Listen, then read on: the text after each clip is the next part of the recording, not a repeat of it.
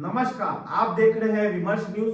मैं हूं आकाश आपके साथ। इस वक्त हम अपने पटना के स्टूडियो में बैठे हुए हैं विमर्श न्यूज के, और हमारे सामने पुष्पराज जी हैं जो कि पटना म्यूजियम, जो पुराना म्यूजियम है पटना का, बिहार का सबसे मुख्य म्यूजियम है, उसके विरोध में जो कि बिहार म्यूजियम बना है नया म्यूजियम, उसके विरोध में जाकर के पटना म्यूजियम के समर्थन में एक मोर्चा बनाया है और उसके लिए काम कर रहे हैं। जो ये डिफेम कर दिया गया म्यूजियम है नए म्यूजियम के आगे, इसको कोई नहीं देख रहा है, और उसके लिए एक सुरंग बनाई जा रही है जो कि पुराने म्यूजियम से नए म्यूजियम को जोड़ी जाएगी।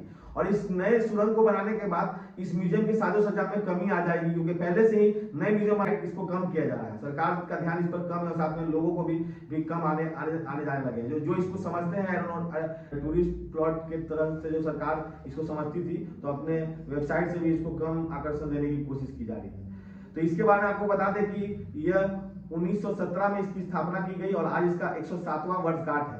इसकी नींव सच्चिदानंद सिन्हा ने रखी थी। नाम पे सिन्हा लाइब्रेरी है और वो बहुत जाने माने, ये सच्चिदानंद सिन्हा बिहार के जाने माने बिहार के निर्माता है, और वो बहुत जाने माने समाजकर्मी भी थे, जिनके नाम पे सिन्हा लाइब्रेरी पर रखी गई है सरकार के द्वारा।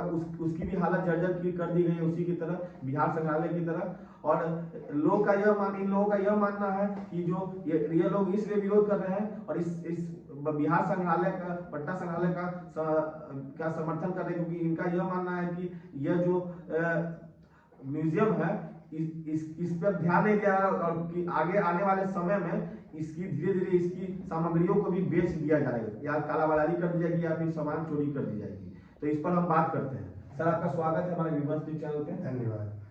सर, आप क्या इस पर, आपके क्या ओपिनियन है इस पर बताएं, क्या आप कहना चाहेंगे? देखिए, यह संग्रहालय गुलाम भारत में जो 3 प्रसिद्ध संग्रहालय हुए अविभाजित भारत में, उसमें चेन्नई, कलकत्ता और पटना का संग्रहालय। पटना संग्रहालय की खासियत यह है कि यहाँ 200 करोड़ वर्ष प्राचीन फॉसिल्स, हड़प्पा, मोहनजोदड़ो और बौद्ध कालीन सबसे ज़्यादा पुरातत्व यहाँ हैं। बौद्ध का अस्थि कलश भी है। राहुल सांकृत्यायन ने जो दुनिया की सबसे खतरनाक यात्रा की, तिब्बत की यात्रा, तिब्बत की गुफाओं से 4 यात्राओं के बाद खच्चरों से ढोकर उन्होंने लुप्त भारतीय ज्ञान को लाया। इस तरह से पटना म्यूजियम पूरी दुनिया में प्रतिष्ठित हुआ। आज पटना म्यूजियम के पुरातत्वों को दूसरे म्यूजियम में, जो सोसाइटी एक्ट से बना है, वहाँ स्थानांतरित कर ये पूरे पटना म्यूजियम को खोखला कर रहे हैं। पटना म्यूजियम की बिल्डिंग इंडो सारासेनी शैली से बनी है, जो पटना की सबसे खूबसूरत बिल्डिंग है। सरकार ने इसको अजायब घर कहा था, लेकिन लोगों ने इसके सौंदर्य से अभिभूत होकर इसको जादूघर कहा। जिस बिल्डिंग को सबसे खूबसूरत बिल्डिंग मानकर लोगों ने जादूघर कहा, उस पटना म्यूजियम के आजू बाजू 3 बिल्डिंग बना दिए गए। उस संग्रहालय की रौनक समाप्त हो गई।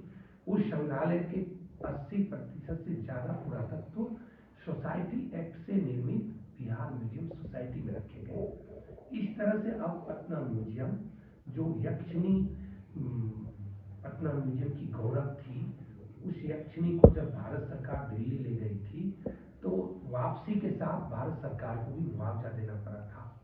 जिस कमरे में यक्षिणी थी, जिस हॉल में, उस हॉल में आज गांधी की पेंटिंग है। जाहिर है कि म्यूजियम पुरातत्वों से होता है, एंशिएंट हिस्ट्री का सब्जेक्ट है, मॉडर्न हिस्ट्री का सब्जेक्ट नहीं है।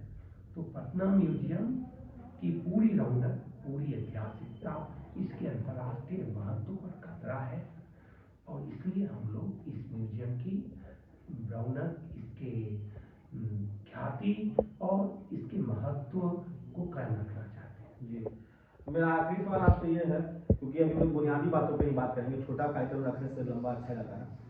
तो ये बात है कि आप लोग की रणनीति क्या उभर के आई है, इस पर क्या करें? देखिए, अभी 2017 से विरोध शुरू हुआ, जब शताब्दी वर्ष था पटना संग्रहालय का, तब देश के इतिहासकारों ने, रोमिला थापर, इरफान हबीब, DN झा जैसे प्रसिद्ध इतिहासकारों ने कहा कि यह इतिहास के साथ छेड़छाड़ है। इतिहास की जो किताबें हैं उसके साक्ष्य म्यूजियम में होते हैं, और एक शताब्दी प्राचीन संग्रहालय के अस्तित्व को छेड़छाड़ नहीं करना चाहिए। लेकिन सरकार ने इतिहासकारों की बात नहीं समझी। राहुल सांकृत्यायन जो सबसे बड़े डोनर पटना म्यूजियम की, उनकी बेटी ने पत्र भेजा, उनकी बात भी नहीं समझी गई। तो अभी रणनीति में यह है कि पटना शहर के बुद्धिजीवी, जो समर्पित बुद्धिजीवी हैं, जिन्होंने अपना पूरा जीवन समाज के लिए दिया है, ऐसे बुद्धिजीवी, ऐसे समाजकर्मी, राजनीतिक कर्मी इस मुद्दे को अपना मुद्दा मानकर इस म्यूजियम को बचाने के लिए आगे आ रहे हैं। और जल्दी ही पटना संग्रहालय के सामने धरना प्रदर्शन होगा, सरकार से बात की जाएगी। हमने बिहार सरकार को, कल्चर सेक्रेटरी को, गवर्नर को, culture secretary government of India को, प्रधानमंत्री को पहले ही पत्र दिया है।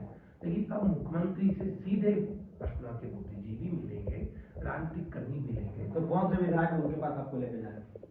देखिए, विधायक अभी तो लेफ्ट पार्टियों के भी डेलीगेट यहाँ आए थे और सरकार सब लोगों से, जो संघर्ष वाहिनी के लोग हैं और यहाँ के बुद्धिजीवी हैं, उनका पत्र जाएगा और मुख्यमंत्री पहल करेंगे, ऐसी उम्मीद है। क्योंकि मुख्यमंत्री खुद कर्पूरी ठाकुर, लविया और जयप्रकाश नारायण की विरासत से जुड़े हैं, उसका सम्मान करते हैं, तो मुख्यमंत्री को यह बात समझनी होगी, यही अपेक्षा है।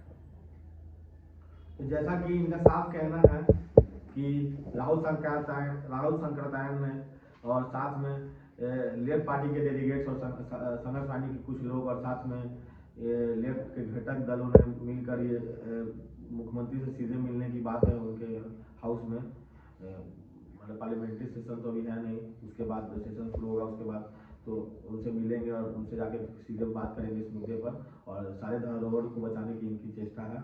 तो इस तरह के मुद्दे में बने रहने के लिए इनकी विचार जो है, इस पर आपका क्या कमेंट है, इस पर जाइए बताइए हमको। यूट्यूब पे देख रहे हैं तो लाइक करें, फॉलो करें, सब्सक्राइब करें, बेल आइकन भी दबाएं, और फेसबुक पे देख रहे हैं तो लाइक करें, फॉलो करें। तब तक के लिए विदा लेते हैं, धन्यवाद। कैमरा पर्सन के अंशु के साथ मैं आकाश।